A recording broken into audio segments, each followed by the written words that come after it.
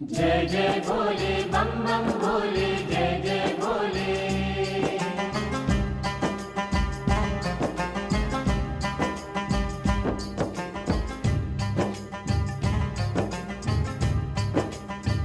ओ मैं परदेसी हूँ, पहली बार आया हूँ, दर्शन करने भोले के दरबार आया हूँ। पहली बार आया हूँ, हरिद्वार आया हूँ। मैं परदेसी हूँ, पहली बार आया हूँ।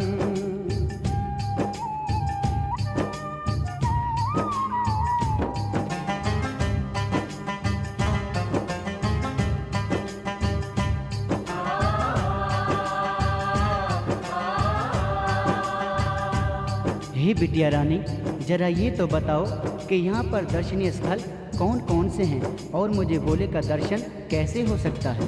अरे सुन रे भक्त परदेसी, इतनी जल्दी है कैसी? अरे जरा घूम लो फिर लो, रौनक देखो मेले की। मेरे संग संग आओ, दर्शन गंगा माँ के पाओ। जल गंगा का है पावन, वहाँ डुबकी लगाओ। बोल हर हर गंगे एक जयकारा लगाना, तुम जीवन अपना सफल बनाना। सुनो होती है इच्छा मन की पूरी यहाँ, इसके जैसा नजारा और होगा कहाँ। बेटी यहाँ तलक तो लाई, अब आगे भी ले जाओ ना। मैं परदेसी हूँ, पहली बार आया हूँ, दर्शन करने भोले के दरबार आया हूँ।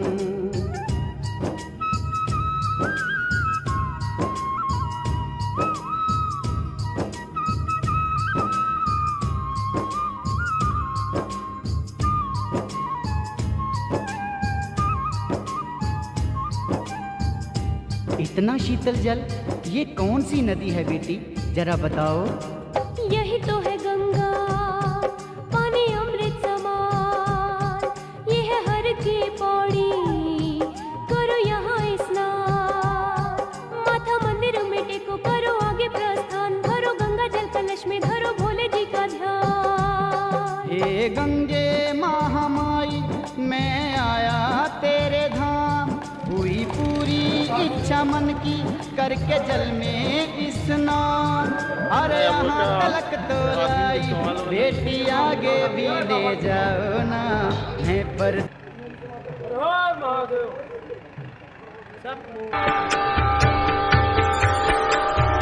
आज से लगभग 4000 वर्ष पूर्व इक्ष्वाकु वंश के राजा मुचुकुंद ने अपने पिता मानधाता की स्मृति में नर्मदा तट की चट्टानी बेट पर इस नगरी को बसाया था।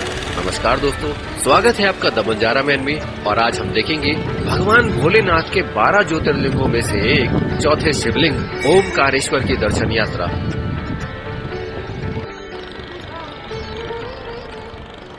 नमस्कार दोस्तों, स्वागत है एक बार फिर से आपका द बंजारा मैन में। इस वक्त हम हैं ओमकारेश्वर में और मेरे पीछे आपको ओमकारेश्वर का ब्रिज व्यू। तो चलते हैं, ओमकारेश्वर की यात्रा शुरू करते हैं। मध्य प्रदेश के निमाड़ जिले में नर्मदा नदी के तट पर एक विशालकाय द्वीप और धारा को ओम जैसा आकार प्राप्त हुआ है और इसी ओमकार द्वीप पर है भगवान भोलेनाथ का ओमकारेश्वर ज्योतिर्लिंग। तो ये है नर्मदा जी का ब्रह्मपुरी घाट। मेरे दाहिने हाथ में है मोमबलेश्वर और बाएं हाथ की तरफ है ओमकारेश्वर।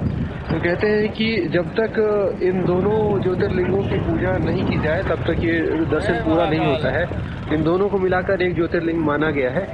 तो पहले चलते हैं ओमकारेश्वर जी की तरफ, उसके बाद चलते हैं मोमबलेश्वर।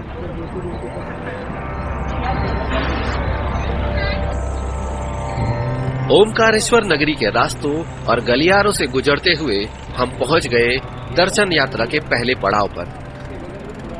अपनी यात्रा का आनंद लेते हुए हम इस सुंदर पुल पर पहुंच गए, जहां ठीक बीचों बीच पहुंचने पर मां नर्मदा की तीव्र जलधारा के दर्शन हुए।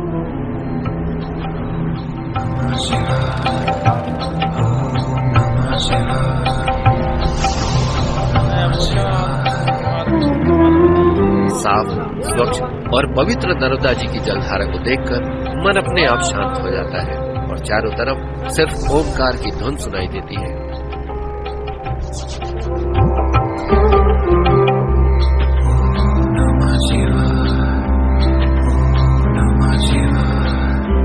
कहते हैं कि ओमकार और अमरेश्वर ज्योतिर्लिंग के स्थान पर ब्रह्मा और विष्णु भगवान ने भी निवास किया था, इसलिए इस स्थान को त्रिपुरी क्षेत्र भी कहा जाता है।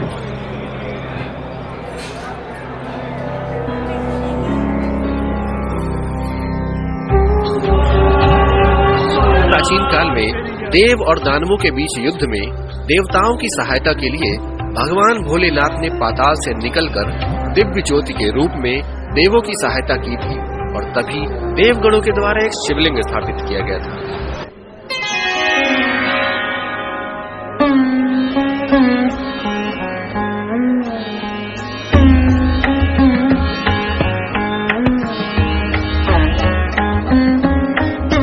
प्रकृति और आध्यात्म के इस पवित्र धाम में सभी श्रद्धालु भगवान भोलेनाथ से अपनी मनोकामनाओं की पूर्ति के लिए पूजा और अर्चना करते हैं।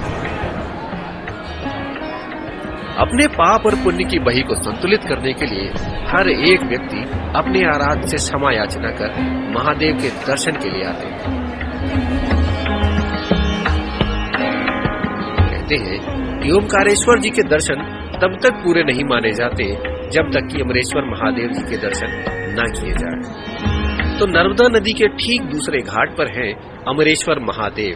तो हम वापस नर्मदा जी के दूसरे घाट पर अमरेश्वर महादेव जी के दर्शन के लिए चल पड़े। अमरेश्वर मंदिर की तरफ लेके चलेगा। तो इन दोनों मंदिरों के दर्शन बहुत जरूरी है। अनाथ के दर्शन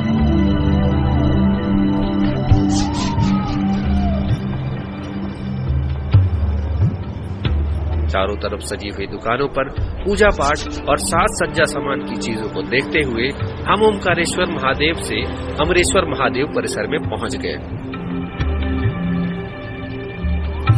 ऊंचे शिखर पर लहराती हुई पताका के नीचे हमें दिखाई दिया यह भव्य और विशाल मंदिर, जिनकी दीवारों पर कलात्मक मूर्तियों से साज सज्जा की गई है। मंदिर के गर्भगृह में भगवान अमरेश्वर महादेव जी का शिवलिंग स्थापित है, जो हमेशा ही भक्तों के दर्शन के लिए खुला रहता है।